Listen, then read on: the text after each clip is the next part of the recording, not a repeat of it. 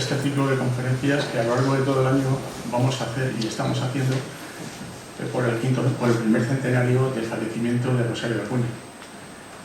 Desde el Seminario de Historia es nuestra idea y nuestro propósito el dar a conocer más todavía al personaje y a la persona que representa a Rosario de Acuña.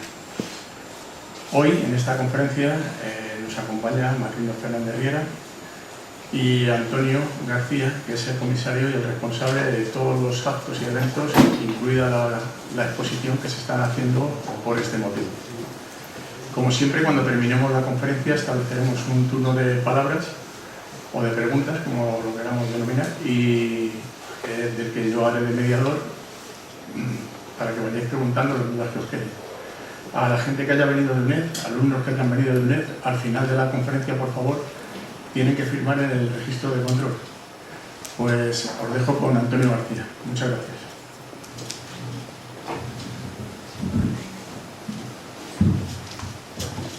Buenas tardes. Bueno, agradeceros vuestra presencia en esta conferencia, teniendo en cuenta además la cantidad de actividades y de concentración de eventos que tenemos en estos días.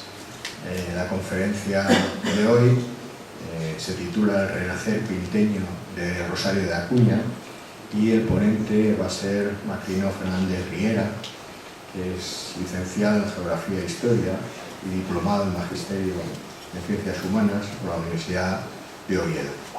Ha sido profesor de secundaria de Educación Física en el IES Rosario de Acuña de Gijón y ha obtenido diversos premios de investigación histórica, precisamente el del premio Rosario de Acuña, en su sexta y en la 11ª convocatorias, por sus obras Mujeres de Gijón, 1898-1941, y Deporte y Educación Física en Asturias. También es autor de los libros La Escuela Neutra Graduada de Gijón y Rutas y Senderos para disfrutar Asturias. Este último realizado junto a Pilar Fernández Arteaga. Macrino es el gran divulgador de Rosario de Acuña. Su conocimiento sobre ella, pues, podemos decir que es enciclopédico. Sus libros referidos a Rosario de Acuña son Rosario de Acuña en Asturias, en el año 2005, Rosario de Acuña y Villanueva, una heterodoxa en la España del Concordato, en 2009, ¿Quién fue Rosario de Acuña?, en 2017. Este libro es una adaptación del anterior para los alumnos de segundo de bachillerato del IES Rosario de Acuña, que se les daba este libro al acabar el bachillerato. También realizó la edición y la introducción de la publicación del Crimen de la calle Fuencarral, de las dos obras que realizaron por un lado Benito Pérez Galdós y por otro Rosario de Acuña, publicándolas conjuntamente. Es autor también de esta edición de Crimen de la calle Fuencarral es de 2017. En 2019 publica Rosario de Acuña en Ediciones El País, que era una colección sobre mujeres importante, ¿no? Una colección de kiosco.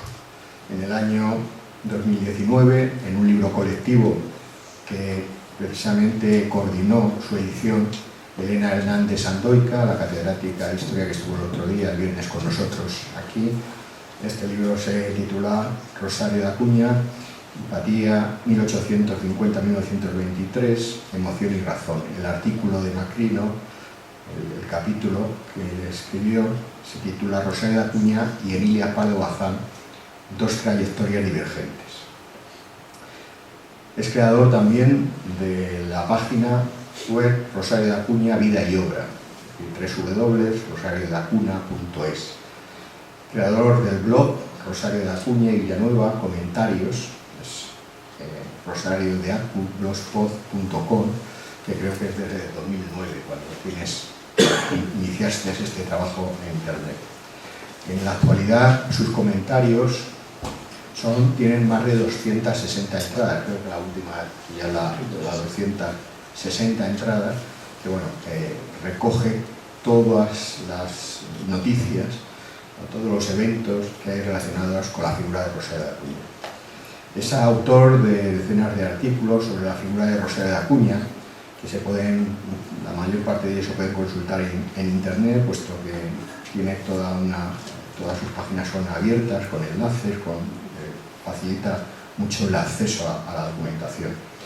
Desde marzo de 2022 ha publicado 25 artículos sobre Rosario de Acuña en la edición de Gijón del periódico La Nueva España, es decir, más o menos una quincenal. Está publicando con motivo de la conmemoración del centenario del fallecimiento de Rosario de Acuña. Macrino ha sido para nosotros la fuente fundamental para trabajar nuestra exposición.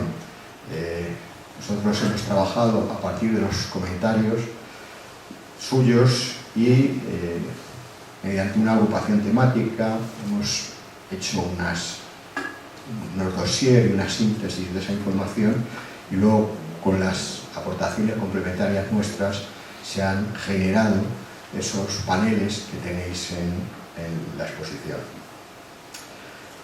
En definitiva, está con nosotros pues uno de los pilares más importantes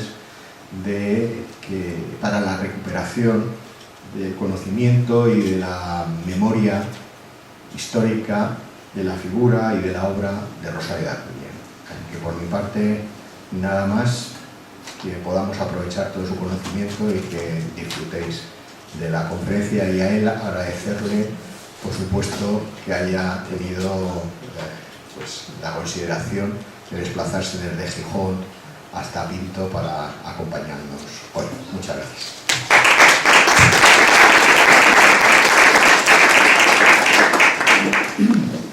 Buenas tardes. Antes de nada quiero agradecer las palabras de Antonio.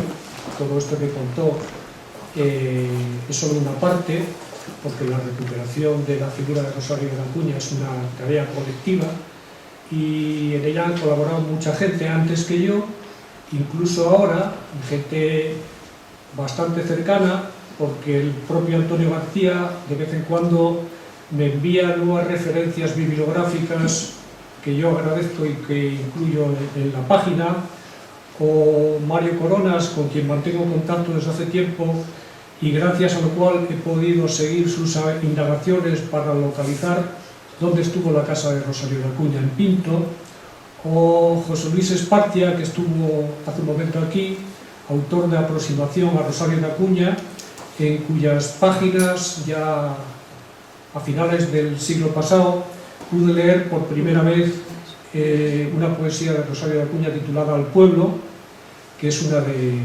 mis favoritas, junto con La Marea y algunos sonetos más.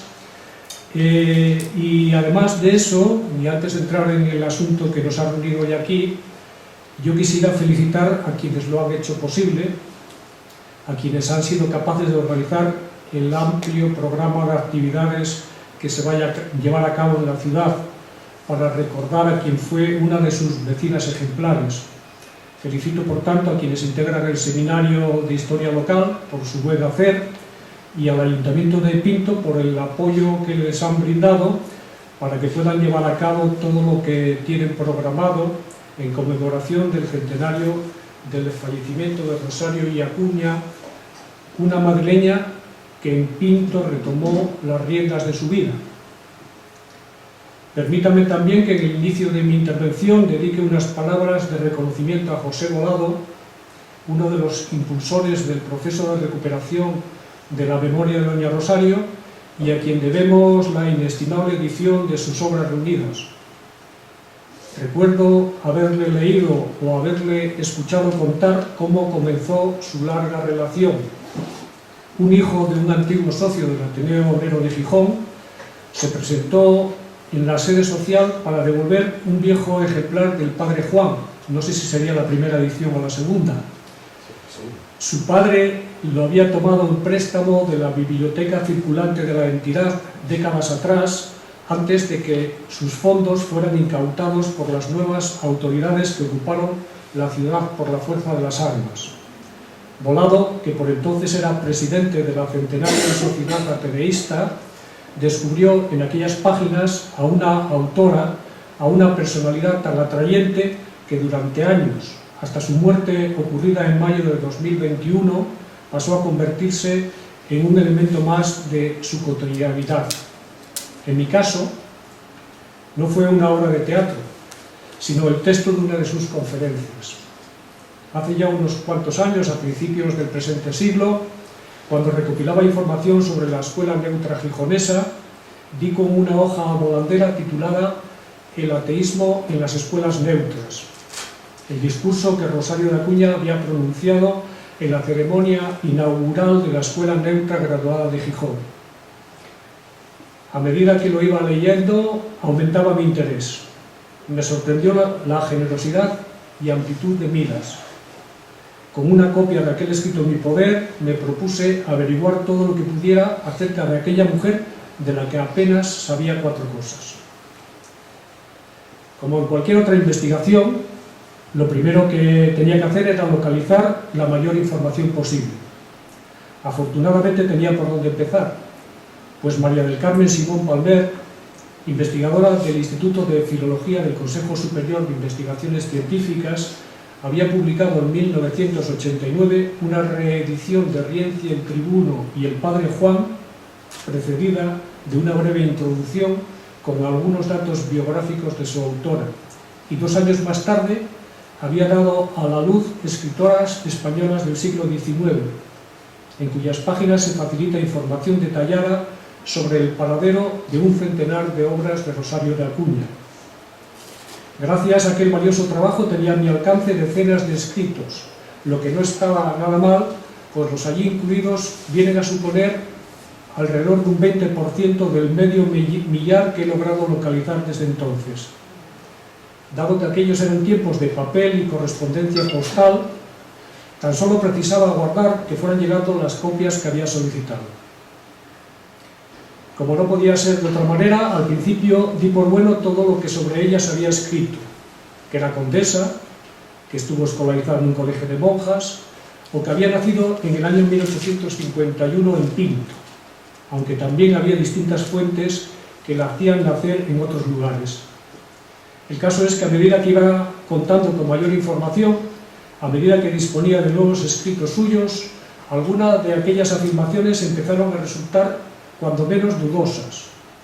Así sucedía con esa afirmación tan repetida de que era condesa, acompañada casi de seguido por la coletilla de que nunca había ejercido como tal. Menos dudas tenemos por los datos de su nacimiento. Bien es verdad que no era así 2 décadas atrás, pues entonces la encontré nacida en Cantabria, en Asturias, en Madrid, en Pinto, en Galicia o en Cuba, de donde José Martí afirmó que era originaria. En cuanto al año, era comúnmente admitido que había sido en 1851. No obstante, el dato quedó en entredicho cuando comencé a dar con escritos en los que la propia protagonista aseguraba haber nacido un año antes. Curiosamente, existía tal coincidencia en las fuentes al respecto que ni siquiera su propio testimonio lo modificaba, hasta el punto de que hubo quien atribuyó al olvido o a una curiosa expresión de coquetería el hecho de que ella hubiera escrito que había nacido en 1850. Menos mal que encontré algo sólido a lo que agarrarme. Antonio Fernández de Betancourt, en el capítulo Los Acuña de Baeza, de su Historia Genealógica y Heráldica de la Monarquía Española, realizaba una pequeña reseña de Rosario de Acuña en la cual apuntaba una fecha de nacimiento que parecía cuadrar bien con los indicios que había ido reuniendo, 1 de noviembre de 1850. Cobraba sentido también lo que ella había dejado escrito en El Mejor Recuerdo, uno de sus primeros artículos publicados, en el cual, hablando de la fiesta de los muertos, decía que esa era la fecha del aniversario de su natalicio. Con aquel dato en la mano, en la primavera de 2005, publiqué Rosario de Acuña en Asturias, en cuyas primeras páginas escribo que la suya fue una vida que comenzó mediado el anterior siglo en Madrid, donde ve la luz el primer día de noviembre del año 1850, en las cercanías de la que será años más tarde la Gran Vía madrileña. Más adelante expongo las razones en las que me apoyaba para sustentar tal afirmación. Poco tiempo después me llegaba una documentación solicitada tiempo atrás en la que, entre otras cosas, figuraba la partida de bautismo de la escritora, donde se confirma lo que ya había quedado escrito en el libro. En la iglesia parroquial de San Martín de Madrid, a 2 de noviembre de 1850, yo, don Sebastián Fernández, teniente cura de ella, bauticé solemnemente y puse los santos óleos y crisma a una niña que nació el 1 del corriente a las 5:30 de la mañana en la calle de Fomento número 29 y la puse por nombre María del Rosario Santos Josefa. Cierto es, por tanto, que no nació en Pinto, aunque todavía podamos encontrar publicaciones que así lo manifiestan, y no solo en las que fueron escritas hace años y que por su propia naturaleza no se pueden cambiar, sino también en informaciones aparecidas recientemente en la prensa escrita y también en espacios digitales donde resulta más fácil la rectificación.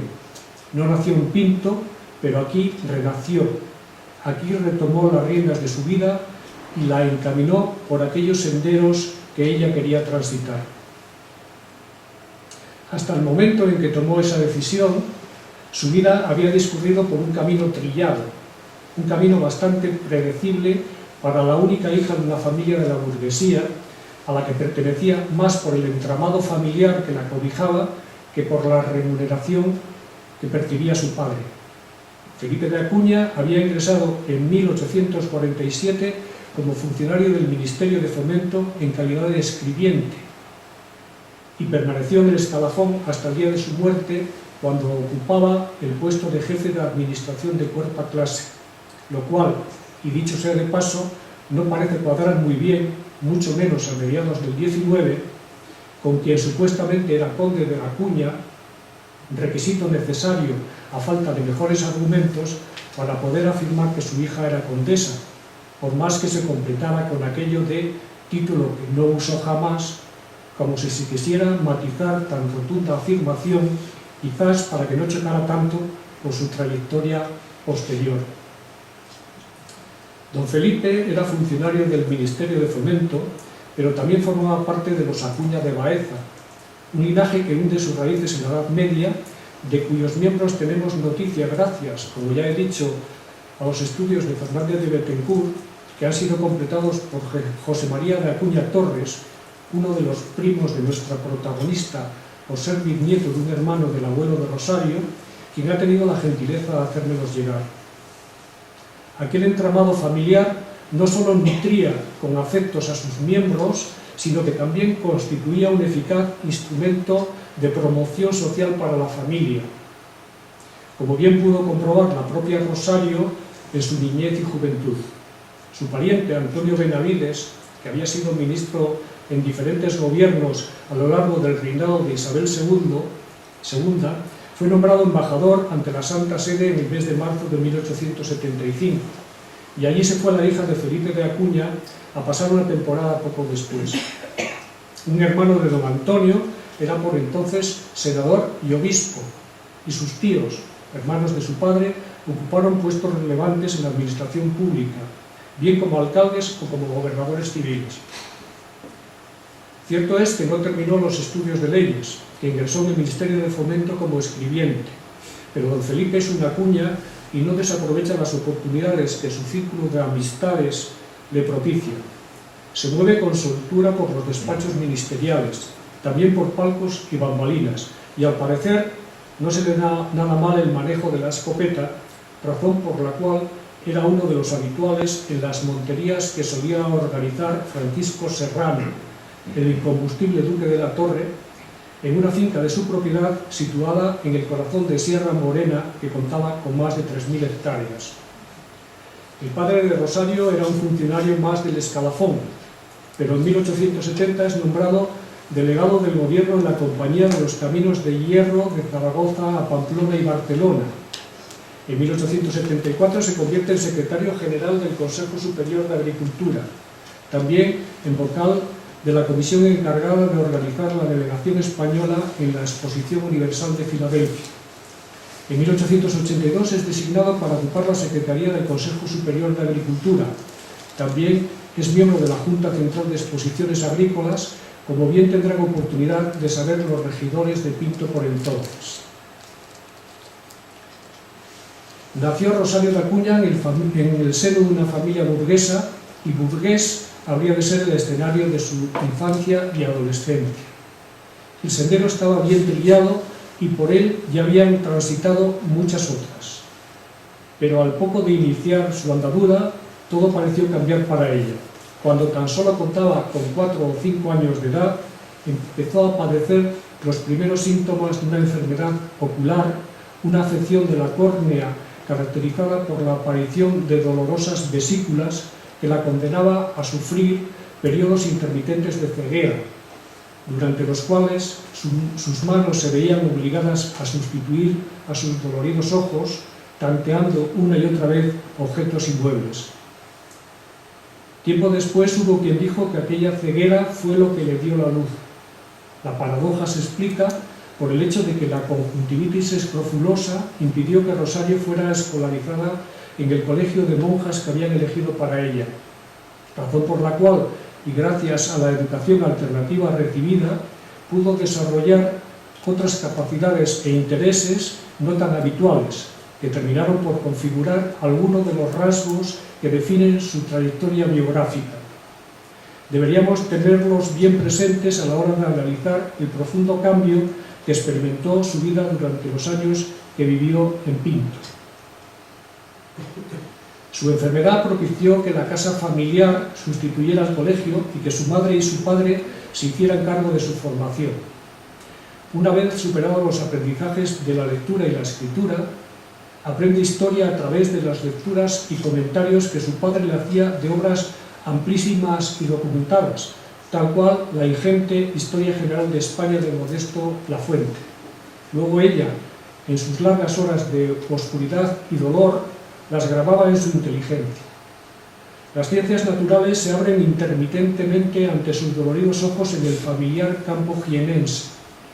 La geografía se convierte en materia de estudio a lo largo de los diversos viajes que realiza en compañía de sus progenitores. Todo le interesa. Cuando las llagas oculares le conceden un respiro, sus ojos se afanan en observar minuciosamente cuanto tiene a su alrededor, como si quisiera grabarlo todo, ansiosamente, antes de que su vista de nuevo se volviera a nublar. Aquella visión discontinua parece haber estimulado sus capacidades de observación y de análisis, lo cual le permitirá alcanzar mayores conocimientos que los reservados a las jóvenes de su edad. Sus reconfortantes alejamientos de la ciudad, sus estancias en las serranías y en las costas, fuente de alivio para sus dolores, alimentarán un gran amor por la naturaleza que mantendrá durante toda su vida. Fueron, en efecto, muchas las temporadas pasadas en las propiedades que poseía su abuelo paterno en Jaén, donde, cuando sus ojos se lo permitían, se dedicaba a contemplar el comportamiento de todos los seres, animales y racionales que poblaban aquellas tierras. Varios fueron también los viajes que realizó con sus padres primero y sola más tarde por las tierras de España, Francia y de Italia. Todo ello completado con buenas lecturas, afamadas representaciones dramáticas y los mejores conciertos.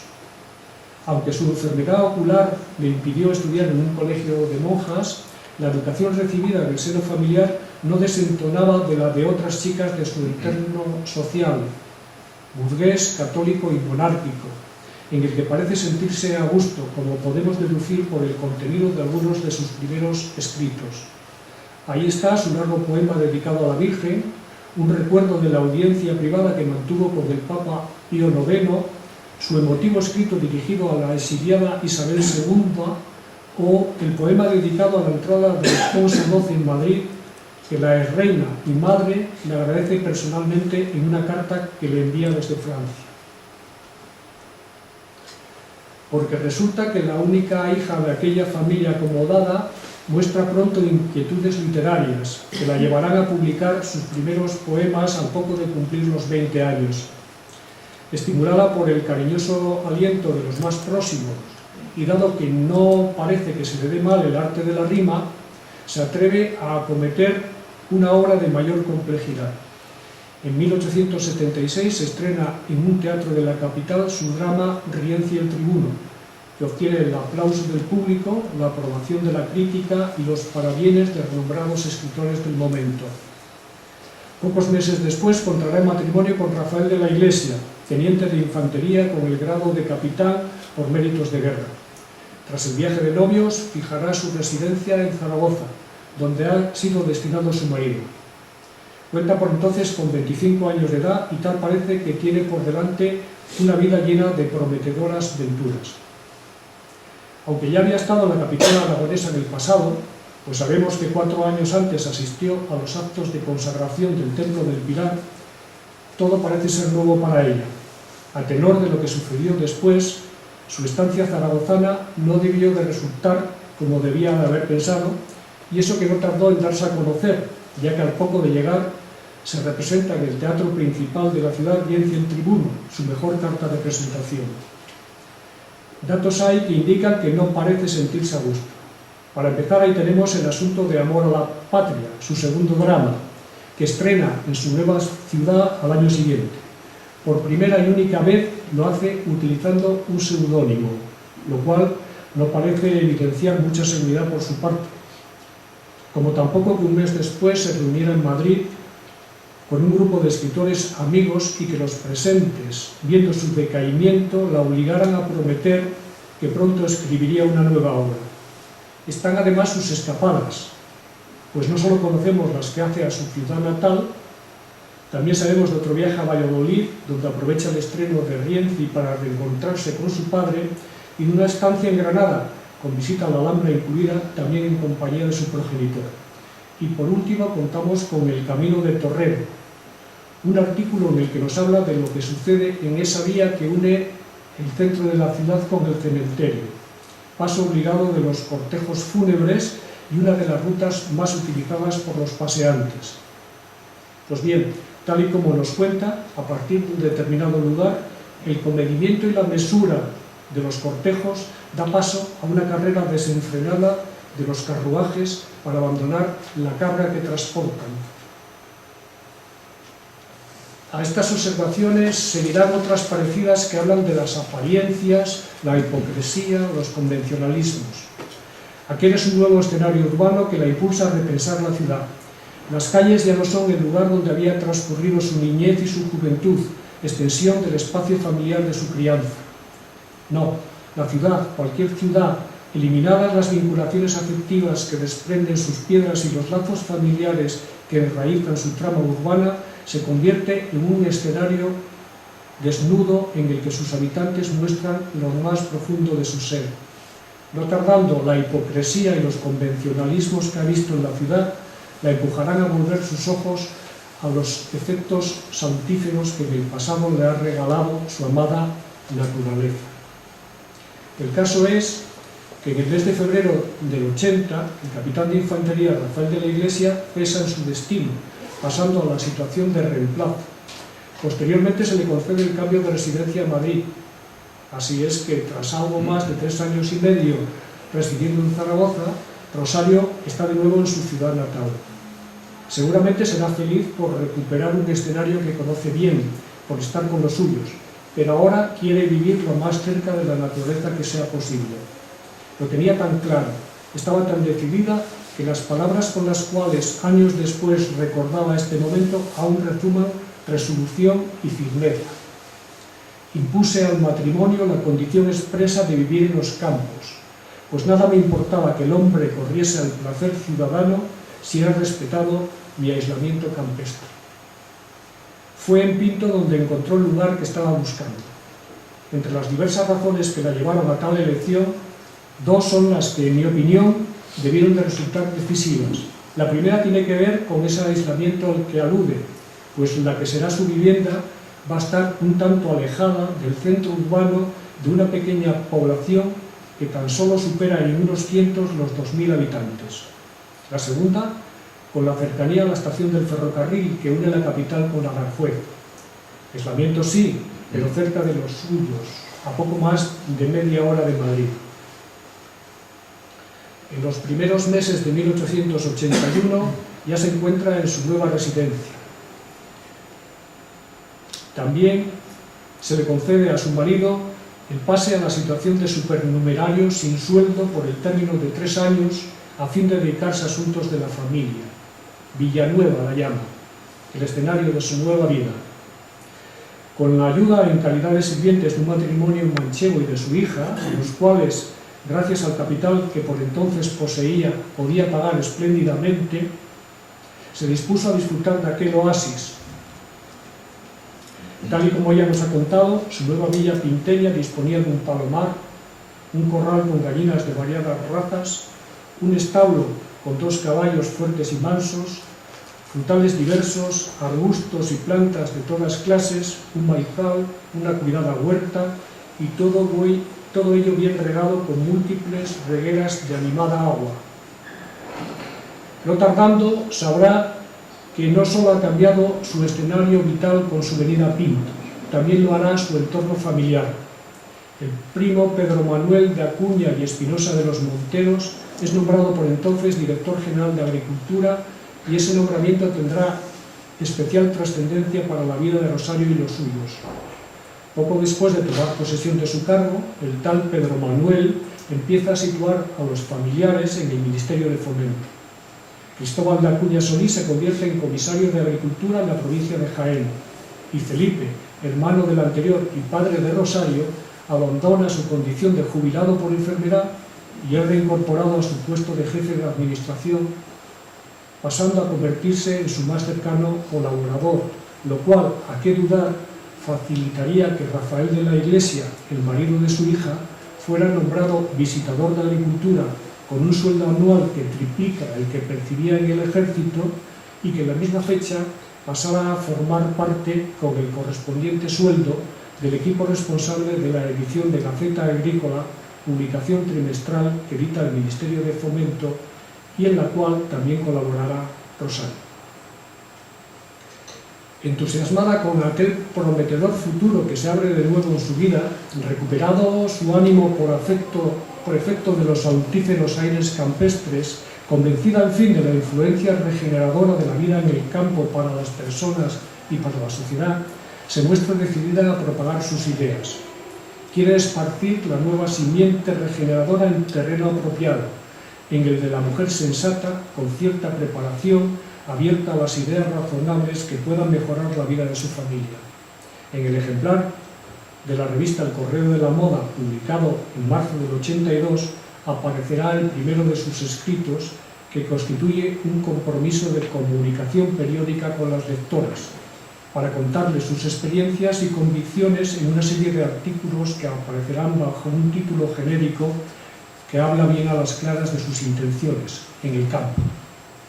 Desde las páginas de esta publicación subtitulada Periódico Ilustrado para las Señoras, irá desgranando entrega a entrega las bondades que para las familias y para la patria representa la vida en contacto con la naturaleza.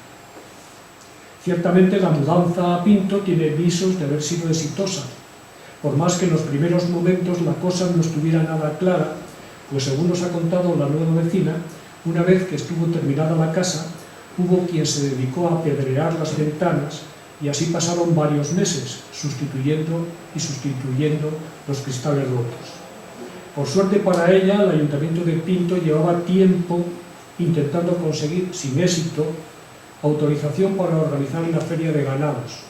Por suerte para ella, su primo Pedro Manuel está al frente de la Dirección de Agricultura y su padre, además de su mano derecha en el Ministerio, es miembro de la Junta Central de Exposiciones Agrícolas.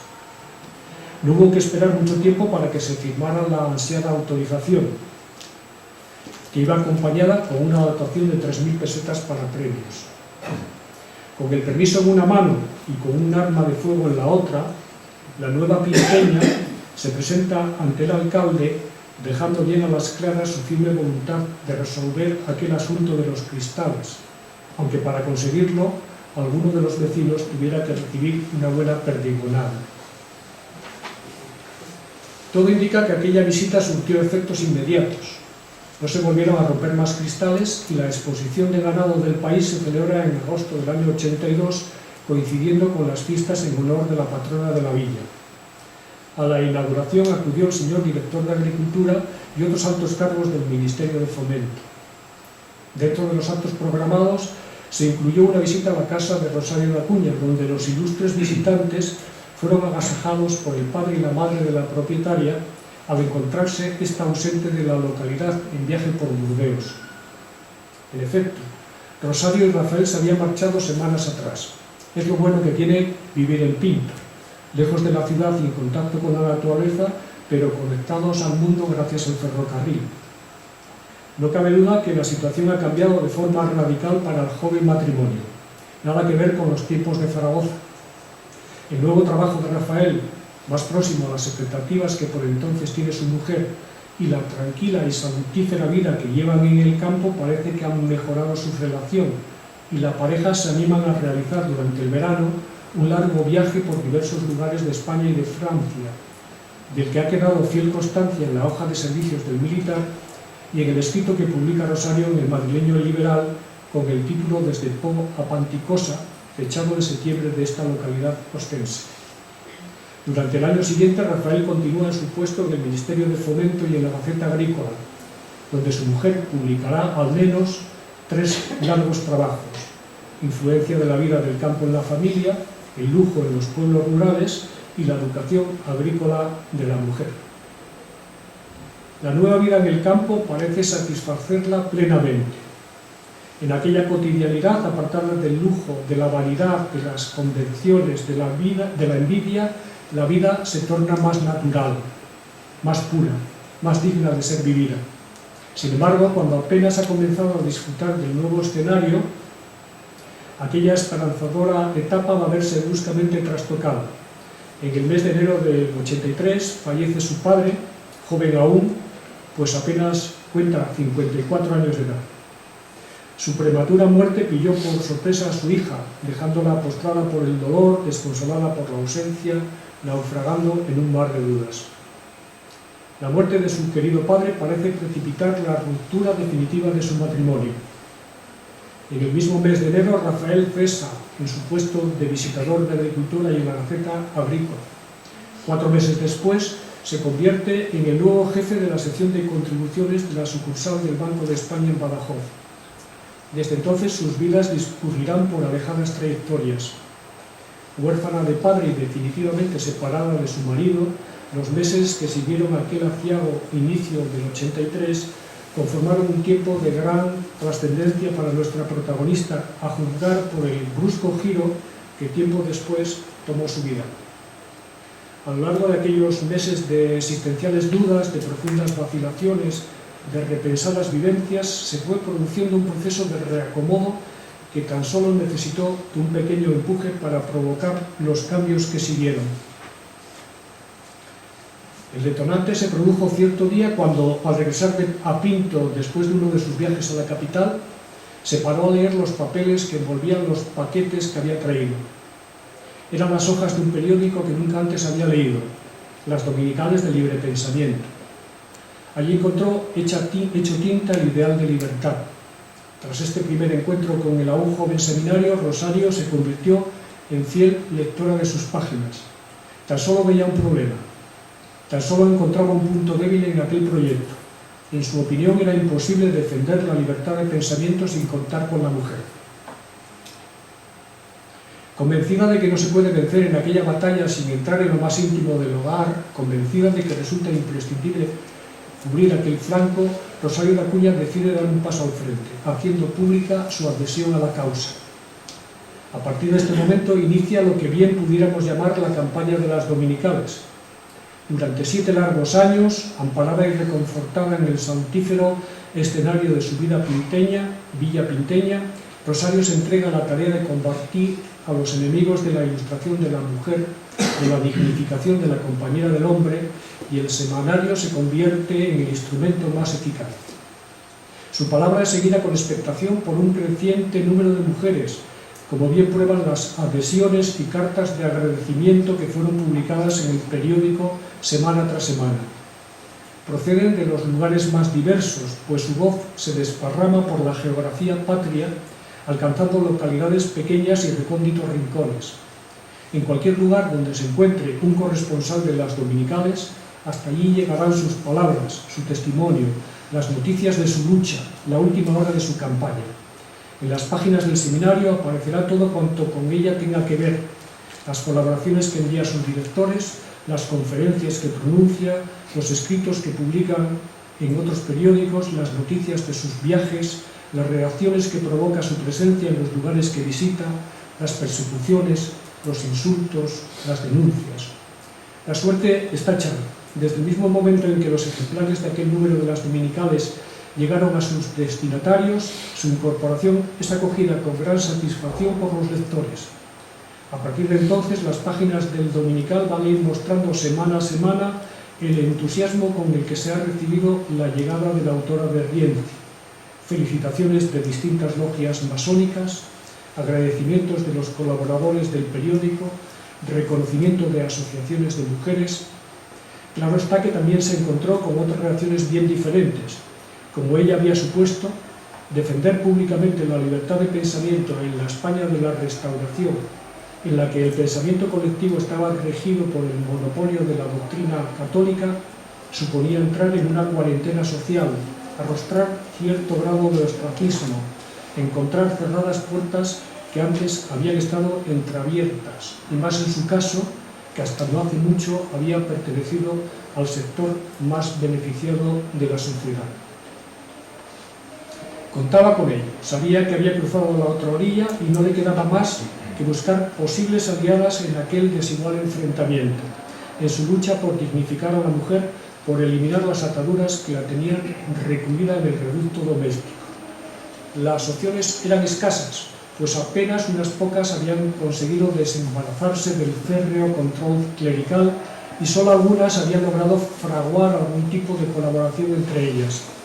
Tal era el caso del movimiento espiritista que se había formado en torno al semanario La Luz del Porvenir, fundado por Amalia Domingo Soler en 1879.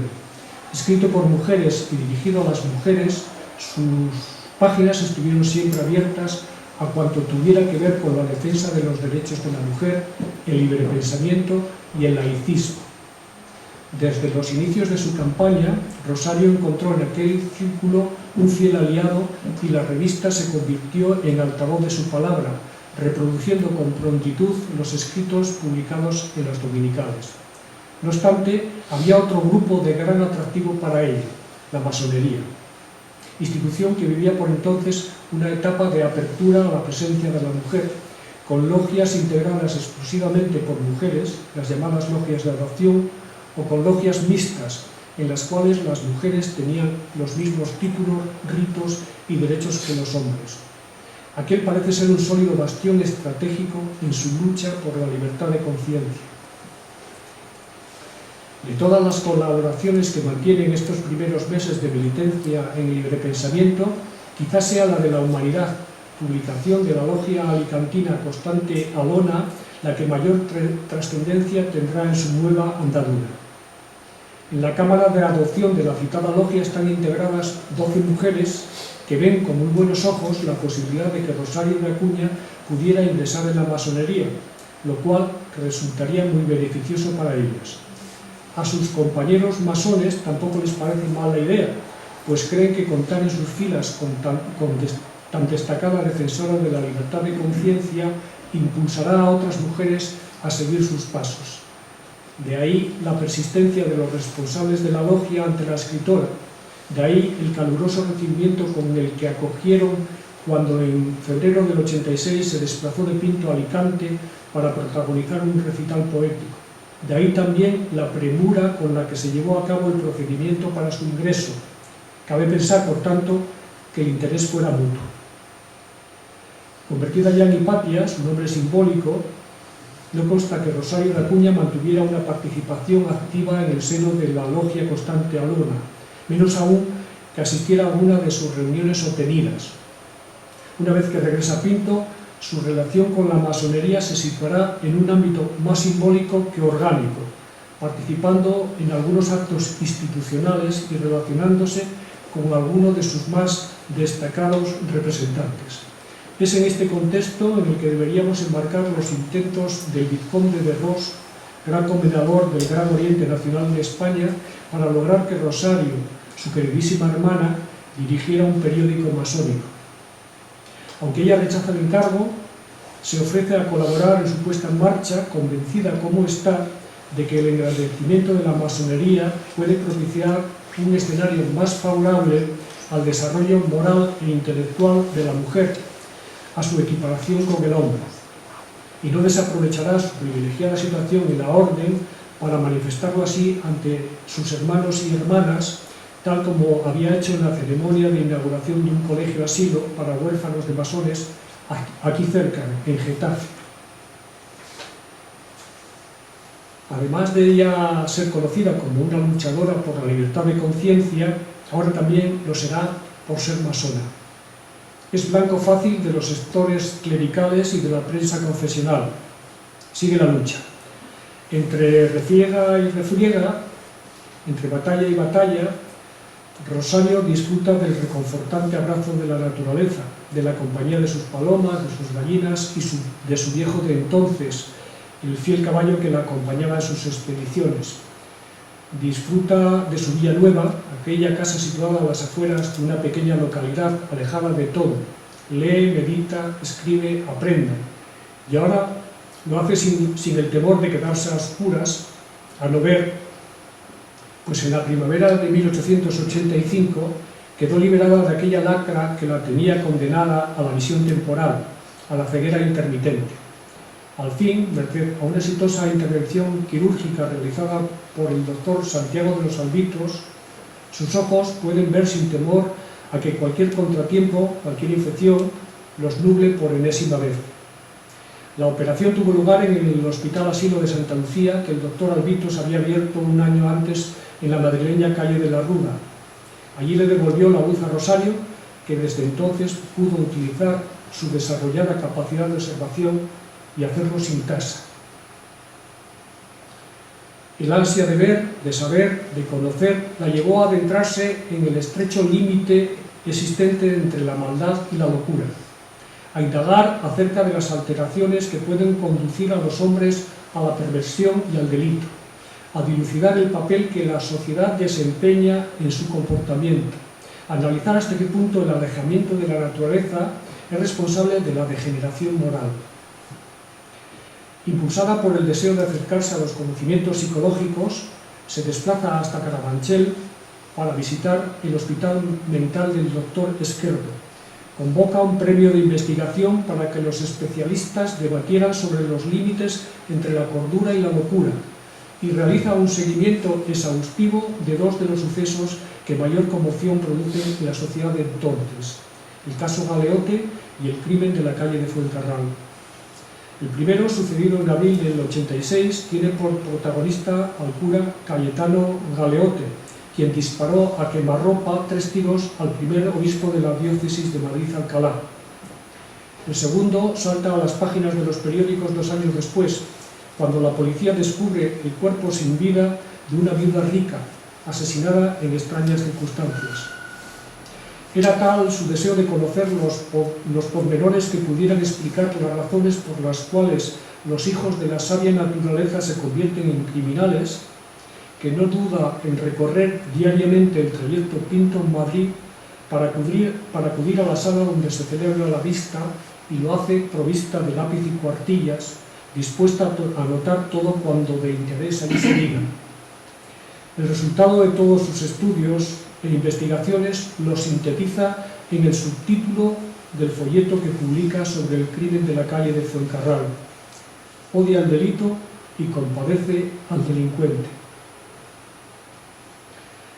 Animada por idéntico deseo de saber y también por el de disfrutar del contacto con su amada naturaleza, año a año cuando el sol comienza a calentar las tierras, parte de su casa de Pinto a lomos de un dócil caballo, con escaso equipaje en la grupa y acompañada en las primeras expediciones por su viejo criado Gabriel. Durante semanas cabalgan por las tierras de su querida España en largas jornadas en las que recorren de 6 a 8 leguas diarias, lo que en medida actual venía a suponer entre 33 y 44 kilómetros, y que finalizan con un merecido descanso, bien en una pensión, bien al resguardo de una tienda de campaña. Además de disfrutar de los paisajes, además de estudiar con detenimiento los usos y costumbres de sus compatriotas, no le faltarán ocasiones para comprobar hasta qué punto es conocida su labor de propaganda en pro de la libertad de conciencia.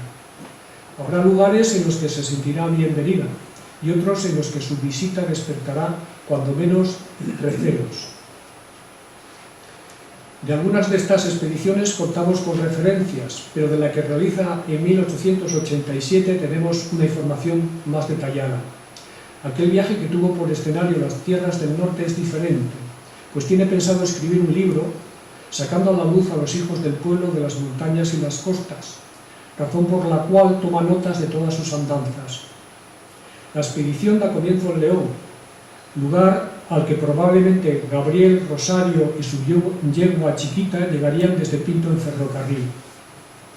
Tras detenerse en Puebla de Bordón, transita por tierras asturianas, con paradas en Trubia, donde consta el férreo control al que están sometidos los obreros de la fábrica de armas por parte de los militares que la dirigen, y Luarca, villa en la que es agasajada por parte de sus vecinos, mientras otros la reciben con amenazas de muerte. Se adentra después en tierras gallegas, con estancia en La Coruña, que aprovecha para asistir a la romería de Arteixo, donde presencia un ritual que tiene por protagonista a varios endemoniados, que son llevados ante la imagen de la santa para que arrojen el enemigo que llevan dentro. No solo es incapaz de aguantar hasta el final, sino que se apresura a contar en las dominicales los horrores provocados por aquella vil superstición.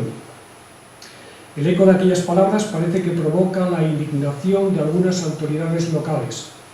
Doña Rosario y su acompañante son seguidas por un jinete. Al poco de instalarse en una pensión en Barco de Valdeorras, allí se presenta el juez de primera instancia acompañado de un escribano para interrogarla, pues hay una denuncia contra ella. Se la acusa de ser una conspiradora, de repartir proclamas revolucionarias, de ser una instigadora de tenebrosos planes de levantamientos sociales. Tras el viaje de vuelta desde León, una vez de nuevo en Pinto, toca reflexionar acerca de todo lo ocurrido. Quizás entonces le diera vueltas a la necesidad de poner fin a aquella campaña. Quizás entonces fue cuando tomó la decisión de retirarse para siempre del trabajo activo de la inteligencia a la crítica edad de los 40, resolución que tan solo unos meses después comunicará por carta Alfredo Vega, vizconde consorte de Ros y gran comendador del Gran Oriente Nacional de España. Mientras llega ese momento, debe proseguir su andadura por aquel sendero en el que voluntariamente se había adentrado a finales del 84. Ya en su carta de adhesión daba por supuesto que era estrecho y estaba orlado de precipicios y que de sus orillas surgirían las alimañas más estrambóticas. Ella tan solo cuenta con el reconfortante abrigo de su oasis pinteño y con su palabra como único arma. De ahí que no desaprovechara la tribuna propicia para propagar sus ideas. El fomento de las artes, una sociedad de artesanos, artistas, industriales y todos aquellos que puedan contribuir a la emancipación de las clases trabajadoras, era en los años 80 un activo centro de educación popular en la capital. Y allí pronuncia en el año 88 dos conferencias, las dos centradas en la llamada cuestión de la mujer. En el mes de enero la que lleva por título Los convencionalismos, 3 meses después la titulada Consecuencias de la degeneración femenina. La segunda fue la que tuvo una mayor repercusión, pues hubo algunos periódicos que salieron un tanto airados a la palestra. En un escrito publicado por la Unión Católica, la conferenciante es tratada como una enferma ya desde el principio. Lo que sigue es del mismo tenor, tacha de pornográfica parte de la conferencia y pone en duda el estado intelectual, moral y mental de la conferenciante. El asunto terminará en los juzgados. Menos mal que tiene un lugar para retirarse, menos mal que puede refugiarse en brazos de la naturaleza, beneficiarse de sus efectos salutíferos. Cuenta que en una ocasión, estando de paso en Madrid, cogió un catarro de esos de mano armada que son primos hermanos de la pulmonía. Pues bien, llegó a Pinto, aparejaron sus caballos, se metieron en el tren y a las pocas horas estaba junto a su criado en Cercedilla. A pesar de la fiebre, de los escalofríos y de los dolores aplastantes en sus articulaciones, montó a caballo y se adentraron en el frondoso bosque que desciende hasta el Espinar. Hicieron parada al lado de un manantial cristalino. Bebió su agua endulzada con miel y calentada en la cocinilla de campaña. Se hizo un lecho de monte con las mantas de los caballos y respiró y respiró. A las pocas horas su pulso era normal, no tenía fatiga ni dolores. No fue este el único escrito en el que nos habla de los efectos sanadores de su amada naturaleza, del disfrute que experimenta en lo más alto de las montañas, donde puede contemplar toda su belleza sin obstáculos. Otros hay en los que menciona expediciones por el sistema central, Sierra Morena o la cordillera Cantábrica, peñas de Europa incluidas, con un recuerdo especial a la extensión al Pico Cordel, el 2000 más oriental, en cuya cima cuenta que puso una bandera gigantesca con un Viva la República y un Viva la Libertad de Pensamiento enlazados a su nombre. De sus expediciones por el macizo oriental de los picos de Europa, donde parece probado que ascendió a varias de sus cumbres, nos ha dejado descrito un momento de plenitud, de comunión con la naturaleza. Tras una ascensión de cierta exigencia, con algunos pasos entre peñas y neveros, aquella mujer que aún no ha cumplido los 40 y su joven acompañante alcanzan a coronar la cima del Evangelista, también conocido como Pica del Hierro. Allí, a más de 2.400 metros de altitud, sus ojos, ya curados gracias al doctor Albitos, se deleitan contemplando un paisaje majestuoso que alcanza a describir con unas pocas palabras. El cosmos surgía allí, eterno, infinito, anonadando nuestra pequeñez de átomos con sus inmensidades de Dios. Recuperada la escala y pequeñez humana, no puede obviar las persecuciones, los insultos, las querellas, tampoco los problemas con la correspondencia que no siempre llega a su destino y que en otras ocasiones lo hace con evidentes señales de registro. Ella quisiera vivir en un lugar aún más aislado, convencida como está de que incluso en los más pequeños pueblos rurales se tiende a imitar los convencionalismos ciudadanos. Aunque en Pinto también hay librepensadores, aunque también hay activos republicanos, aunque cuenta con amigos a quienes siempre encontró cuando los necesitó, aunque sus convecinos respondieran generosamente cuando se dio a pedir ayuda para las víctimas murcianas del cólera, también sabe que en este pueblo, como en todos, se practica la maledicencia de los salones, en cuya práctica destacaba una mujer a la que llama la barbera, hija de su padre y ahijada, entre comillas ella, de un rico barbero de Madrid.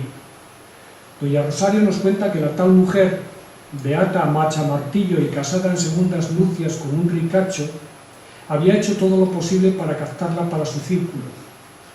Habiéndose presentado cierto día en su casa con su primer marido de visita para conocerla y no habiendo sido invitada a pasar más allá del vestíbulo o antesala, la barbera desató su furia contra ella y desde entonces se dedicó a tejer y retejer cuantas infamias y calumnias puede inventar una hembra bruta, fea, beata y desairada.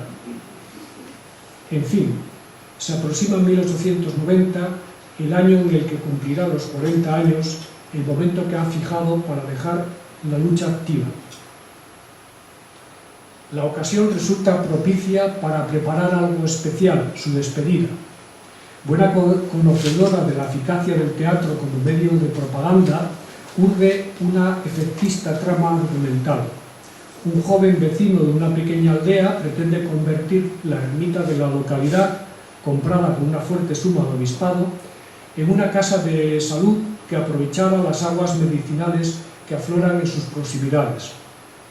Ramón de Monforte, joven, rico, republicano y librepensador, pretende además combatir con cultura e instrucción las creencias supersticiosas que anidan en las gentes de aquel remoto lugar.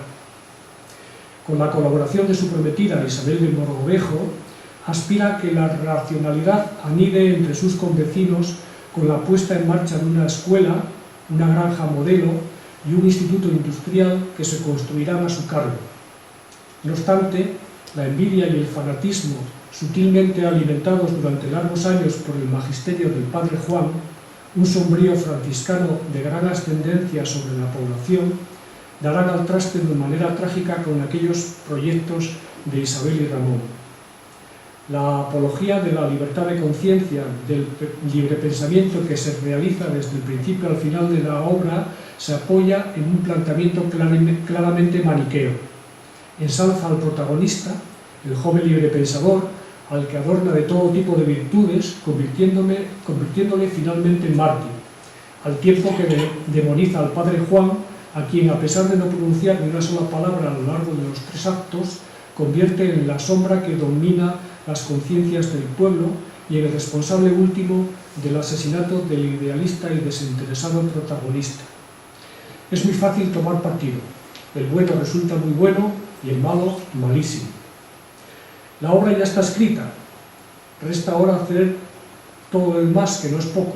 Su autora llamó a muchas puertas, pero ningún empresario quiso participar en aquella aventura. Decidida como estaba a dar aquella última batalla, no le queda otra que poner todo de su parte, incluso su dinero, para lograr el objetivo. Forma una pequeña compañía con actrices y actores aficionados, dirige los ensayos, alquila el teatro, cuida de los detalles de los decorados y del vestuario y al fin, tras 2 meses de preparativos, en la noche del viernes 3 de abril de 1891, con el oportuno permiso gubernativo en la mano, se alza el telón del madrileño Teatro Alhambra para presentar en sociedad aquel drama que ya no es histórico, que ya no es en verso. La expectación era tan grande y se llenó el teatro la noche del estreno. Aplaudieron con entusiasmo y reclamaron la presencia de la autora en el escenario. Bien es verdad que la mayor parte del público asistente debía de comulgar con la causa. No toda, ciertamente, pues a la mañana siguiente el gobernador de Madrid suspendió las representaciones de la obra.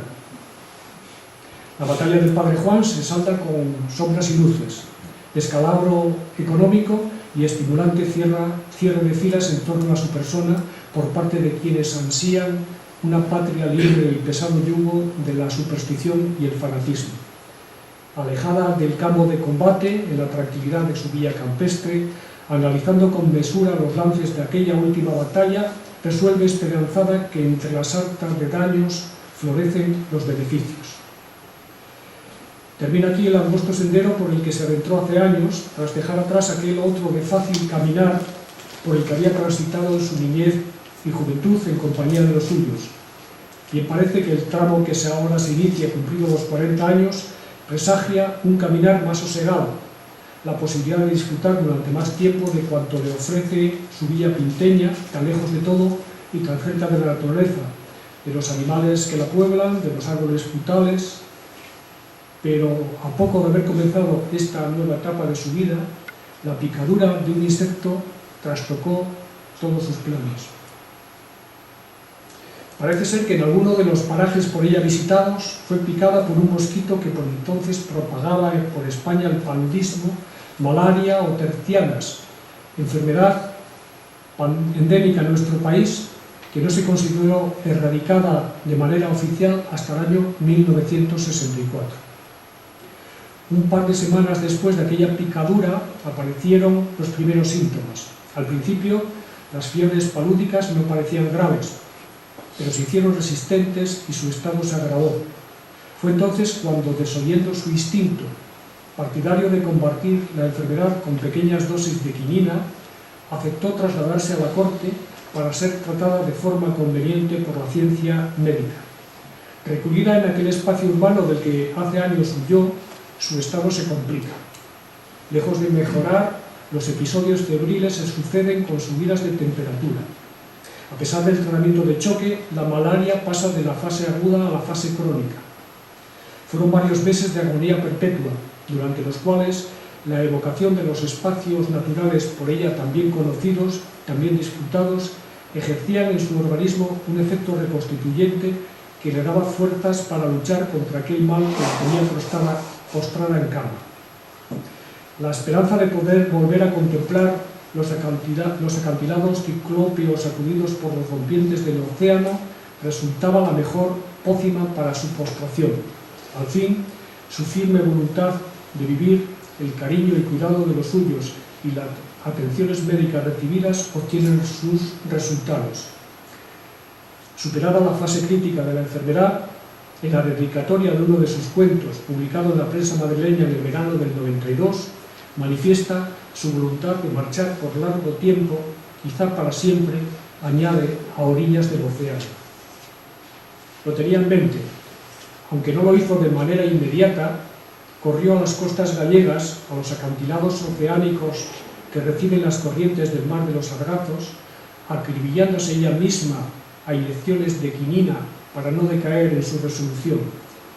Marchó a Galicia con el firme convencimiento de que en aquellas tierras, alejadas de los ponzoñosos vientos cortesanos, encontraría la curación para el cuerpo y la tranquilidad para el espíritu. Nos consta que estuvo en varias ocasiones, y aunque no fuera allí donde finalmente fije su nueva residencia, lo que ya parece tener claro es que abandonará Pinto para vivir junto al mar. Sabemos de la venta de su Villanueva a un convecino, un concejal sagastino, dice ella, el cual, y dicho sea de paso, no quería pagársela de buen grado, y sin su dinero se hubiera quedado de no ser por los buenos oficios de Pi Margall. Sabemos también que en 1895 se encuentra empadronada junto a su madre en el número 35 de la madrileña calle de Bailén. Cuando aquella joven, esposa defraudada y ciudadana desencantada, decidió a principios de 1881 instalarse en su Villanueva pinteña para rodearse de animales y plantas, era una prometedora rama de un tronco de viejo abolengo, una cuña emparentada con gobernadores, ministros y miembros del alto clero, una hija de la burguesía que había sido criada en la ortodoxia católica y en los postulados de la monarquía liberal. Tenía un cómodo vivir, era una prometedora poeta y dramaturga. A mediados de los 90, cuando cerró para siempre su casa próxima a la estación y apartada de la zona más céntrica de Pinto, Rosario de Acuña formaba parte de una minoría disidente integrada por masones, librepensadores o republicanos. Cierto es que nació en Madrid el primer día del mes de noviembre de 1850, pero creo que a la luz de lo que conocemos, bien podemos decir que Rosario de Acuña y Villanueva comenzó a renacer cuando, para reencontrarse con la naturaleza, se instaló en su Villanueva. En Pinto se desprendió de buena parte de su equipaje. En Pinto abandonó su prometedora carrera literaria, se separó de su marido, se alejó del guión monárquico y clerical que había guiado el confortable sendero que como hija de la burguesía le había tocado recorrer. En Pinto inició una nueva andadura, convirtiéndose en tenaz propagandista de la libertad de conciencia, en empecinada luchadora contra la marginación de la mujer, en incansable defensora de los más desfavorecidos. Muchas gracias por su atención.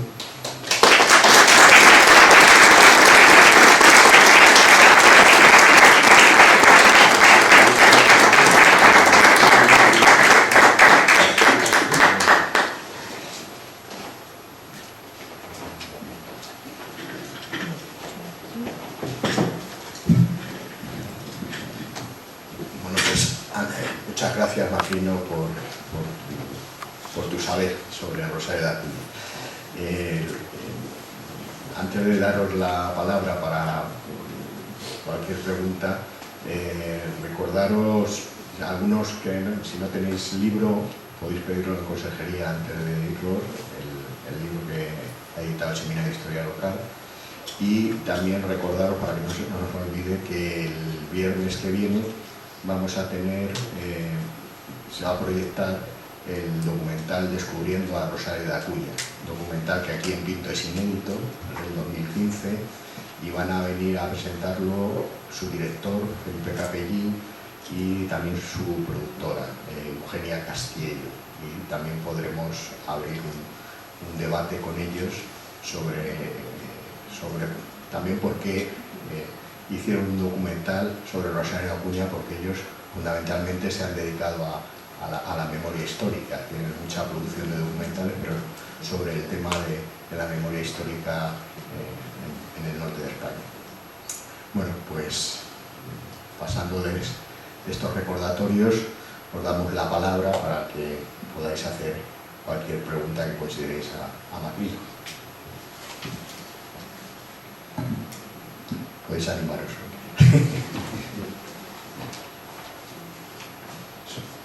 ¿Se podría considerar a Rosario de Acuña en la línea del naturalismo de Zola?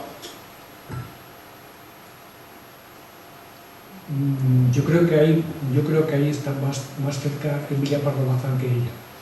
Ahí está. O de Blasco Ibáñez o de Rosalía de Castro. Las relaciones con Blasco Ibáñez fueron más bien del tipo del republicanismo. De hecho, muchos escritos de ella salieron en el periódico de Valencia de Blasco Ibáñez. Yo creo que muy tangencialmente. O sea, que Pardo Bazán estuvo más cerca del naturalismo, yo creo que sí. Pero se la podía considerar una naturalista. Vamos a ver, ahí entramos. Sé que algunos puede chocar porque ella era anticlerical, pero era profundamente religiosa. Incluso en la etapa más liberal. Incluso en esa etapa. Ella era una persona muy religiosa hasta su muerte. Ella pensaba en la trascendencia.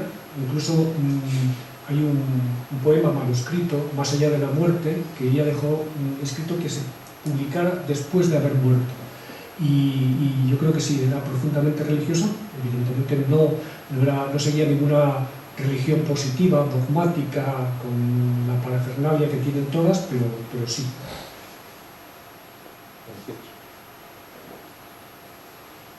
Es que para ella la naturaleza era una religión, Claro. cosa que en Emilia Pardo Bazán o Zola no tiene nada. No, claro. En los tiempos de Pinto, cuando ella buscaba aliados, has explicado muy bien que los encontró en el espiritismo, Amalia, la catalana, y en la masonería.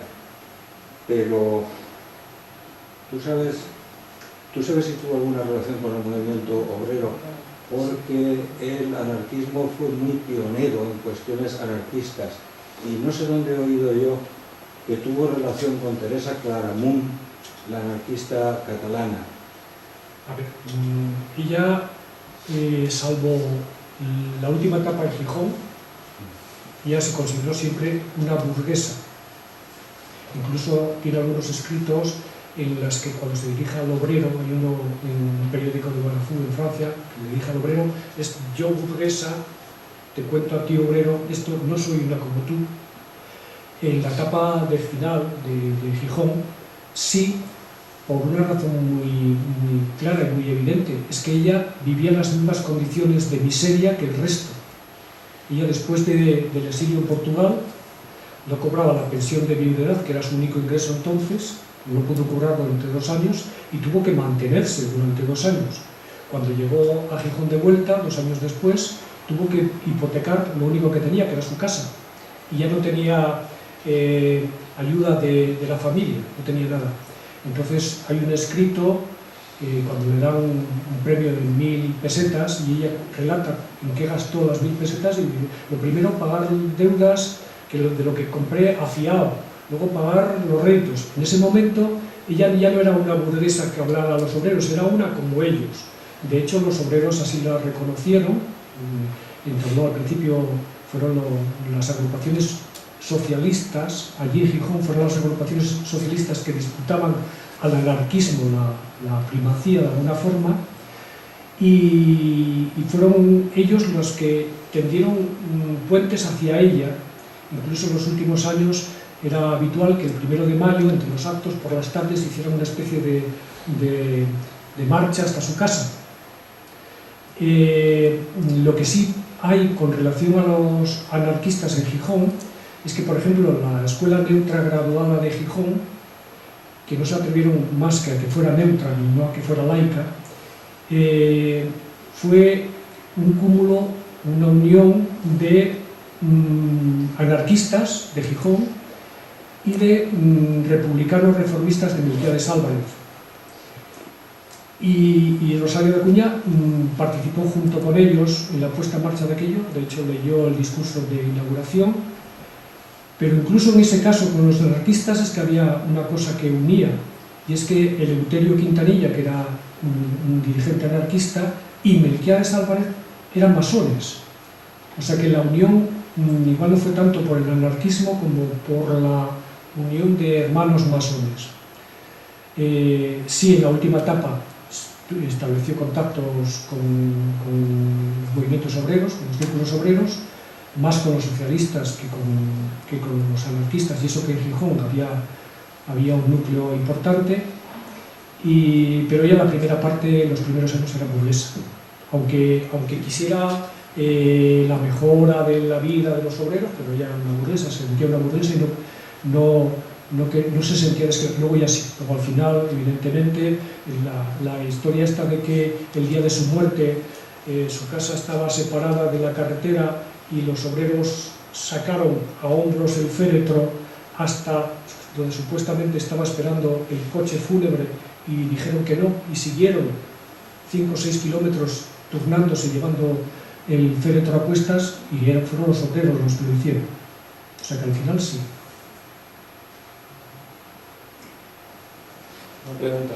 ¿No tuvo, primero gracias por la conferencia porque me ha parecido muy interesante, ¿no tuvo relación con Silverio Lanza, el escritor este que además vivió en Getafe también cerca de la estación, en la parte de arriba, aislado de que yo sepa no. Y de hecho cuenta cuando salió en aquella colecta, yo creo que ella vivía aquí exiliada, aislada dentro de Pinto. Ella buscaba el aislamiento, no buscaba el contacto. Cuenta cuando salió a pedir para las víctimas del cólera en Murcia, decía, había ahí un pueblo en el que ni siquiera había paseado por sus calles. O sea que por lo menos, a pesar de que luego sí mantuvo contactos con algunos y que hubo librepensadores que también escribieron a las dominicales y decían, pues qué bien que doña Rosario se haya metido en este fregado. Pero yo creo que no, yo creo que ella pasaba aquí el otoño y el invierno, y cuando llegaba mayo se marchaba, y poca relación creo yo que tuviera con la gente del entorno. ¿Y con la gente de la generación 98? Yo creo que no. Ella cuenta a gente que admira, pues admira a Pi Margal, admira a Costa, pero yo no lo conozco. Sí, en el tema de la generación del 98, bueno, hay una generación del 98 que es de hombres y hay una generación del 98 que es de mujeres. Yo creo que en el caso de la generación del 98 de mujeres, hay una parte de mujeres que sí la consideran de alguna forma a Rosario de Acuña como su maestra. Regina del Amo o Belén de Sarraga. Es decir, que la generación del 98 de mujeres sí que mantuvo un vínculo con Rosario de Acuña. Es decir, Rosario de Acuña, podríamos decir, es como un primer escalón del feminismo, ¿no? Que va a ir generando unos vínculos, y sí que tuvo influencia en la generación del 98, pero en las mujeres. Conocemos la generación del 98 de los escritores hombres, pero en cambio no conocemos a la generación del 98 de las escritoras mujeres. Nos es totalmente desconocida. Y evidentemente hay una cosa, ahora que hablabais del feminismo, cuando nos acercamos a Rosario de Acuña casi solo hasta el final, no podemos decir con los conceptos de ahora que fuera ni ecologista ni feminista. Que a veces caemos en esa historia de con los ojos de ahora calificar cosas del pasado. Evidentemente ella lo primero que habló, porque le tocó, igual que a Emilia Pardo Bazán, lo que ella experimentó fue la gran injusticia que ella como mujer padecía con respecto a los hombres. Eso estaba claro, lo vieron, lo palparon.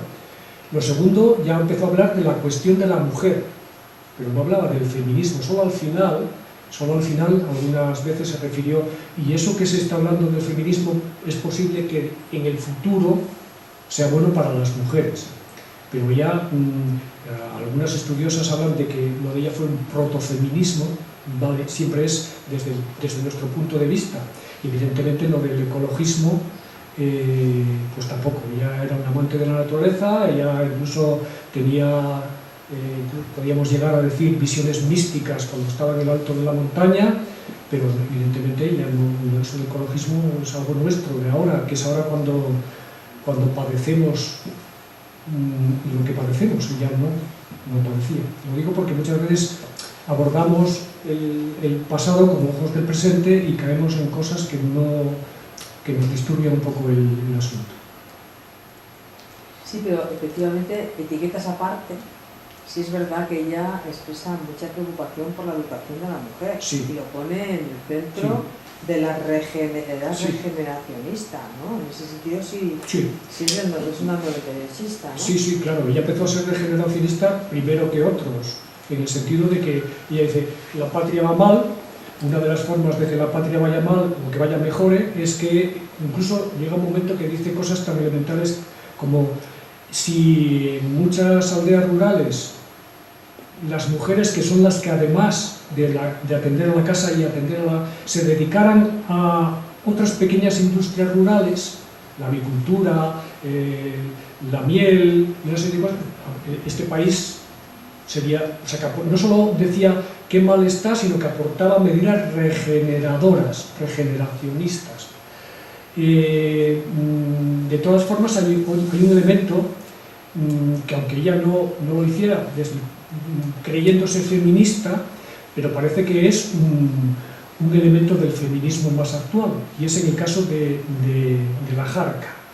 Cuento para el que no lo sepa, que se entera en Gijón de que aquí a la salida de la Universidad Central en Madrid, en la calle San Bernardo, un grupo de estudiantes agrede a unas compañeras, y que ya lo habían intentado más veces, y dice de palabra, incluso de obra.